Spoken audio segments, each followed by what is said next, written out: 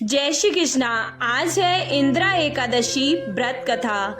धर्मराज युधिष्ठिर कहने लगे कि हे भगवान, अश्विन कृष्ण एकादशी का क्या नाम है, इसकी क्या विधि है तथा क्या फल है, सो कृपया करके मुझे बताएं। भगवान श्री कृष्ण कहने लगे कि एकादशी का नाम इंदिरा एकादशी है। यह एकादशी पापों को नष्ट करने वाली है तथा पितरों को अधोगति से मुक्ति देने वाली होती है। हे राजन, ध्यान पूर्वक इसकी अब कथा सुनो। इसके सुनने मात्र से ही बाय पे यज्ञ का फल मिलता है। प्राचीन काल में सतयुग के समय में महिष्मती नाम की एक नगरी में इंद्रसेन नाम का एक प्रतापी राजा धर्म पूर्वक अपनी प्रजा का पालन करते हुए शासन कर रहा था।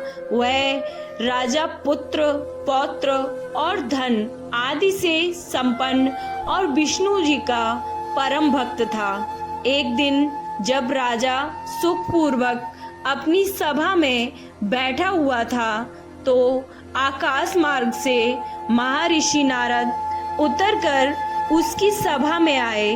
राजा उन्हें देखते हाथ जोड़कर खड़ा हो गया और विधि पूर्वक आसन व अर्घ दिया। सुख से बैठकर मुनि ने राजा से पूछा कि हे राजन, आपके सातों अंग कुशल पूर्वक तो हैं, तुम्हारी बुद्धि धर्म में है और तुम्हारा मन विष्णु भक्ति में तो रहता है। देव ऋषि नारद की ऐसी बातें सुनकर राजा ने कहा, हे महर्षि, आपकी कृपा से मेरे राज्य में सब कुशल है तथा मेरे यहाँ यज्ञ कर्म आदि सुकृत हो रहे हैं। आप कृपा करके अपने आगमन का कारण कहिए। तब ऋषि कहने लगे कि हे राजन, आप आश्रय देने वाले मेरे वचनों को सुनो। मैं एक समय ब्रह्मलोक से यमलोक को गया। वहाँ श्रद्धा पूर्वक यमराज से पूजित होकर मैंने धर्मशील और सत्यवान धर्मराज की हमने प्रशंसा की। उसी समय यमराज की सभा में महान ज्ञानी और धर्मात्मा तुम्हारे पिता को एकादशी का व्रत भंग होने के कारण देखा। उन्होंने संदेश दिया, सो मैं तुम्हें कहता हूँ। हे राजन, उन्होंने कहा कि पूर्व जन्म में कोई विघ्न हो जाने के कारण मैं यमराज के निकट रहा हूँ। सो हे पुत्र, यदि तुम अश्विन कृष्णा इंदिरा एकादशी का व्रत मेरे निमित्त करो तो मुझे स्वर्ग की प्राप्ति होगी, मुझे मोक्ष की प्राप्ति होगी। इतना सुनकर राजा कहने लगा कि हे महर्षि, आप इस व्रत की विधि मुझसे कहिए और मैं इस व्रत को अवश्य करूँगा। हे महर्षि, आप इस व्रत की विधि मुझसे कहिए। नारद जी कहने लगे, अश्विन माह की कृष्ण पक्ष की दशमी के दिन प्रातःकाल श्रद्धा पूर्वक स्नान आदि से निवृत्त होकर पुनः दोपहर को नदी आदि में जाकर स्नान करें। फिर श्रद्धा पूर्वक पितरों को श्राद्ध करें और एक बार भोजन करें। प्रातःकाल होने पर एकादशी के दिन दातून आदि करके स्नान करें। फिर व्रत के नियमों को भक्ति पूर्वक ग्रहण करते हुए प्रतिज्ञा करें कि मैं आज संपूर्ण भोगों को त्याग कर निराहार एकादशी का व्रत करूंगा। हे अच्युतय, हे पुंडरीकाक्षाय, मैं आपकी शरण में हूँ, आप मेरी रक्षा कीजिए।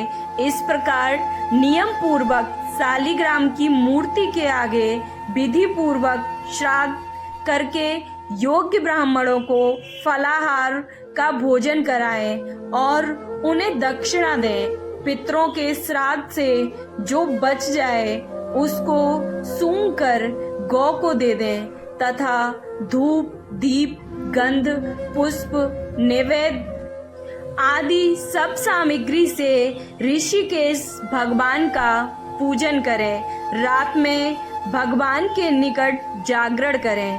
इसके पश्चात द्वादशी के दिन प्रातःकाल होने पर भगवान का पूजन करके ब्राह्मणों को भोजन कराएं। भाई बंधुओं, स्त्री और पुत्र सहित आप भी मौन होकर भोजन करें।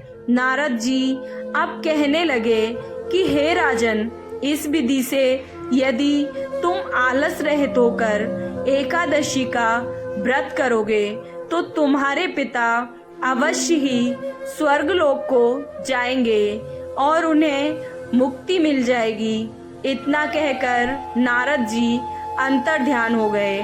नारद जी के कथन अनुसार राजा द्वारा अपने बांधवों तथा दासों सहित व्रत करने से आकाश से पुष्प वर्षा हुई और उस राजा का पिता गरुड़ पर चढ़कर विष्णु लोक को गया।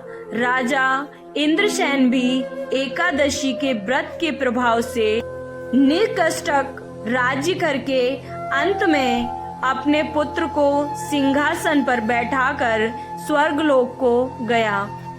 हे युधिष्ठिर, यह इंद्रा एकादशी के व्रत का महात्म्य मैंने तुमसे कहा। इसके पढ़ने और सुनने से मनुष्य सब पापों से छूट जाते हैं और सब प्रकार के भोगों को भोगकर वैकुंठ को प्राप्त होते हैं।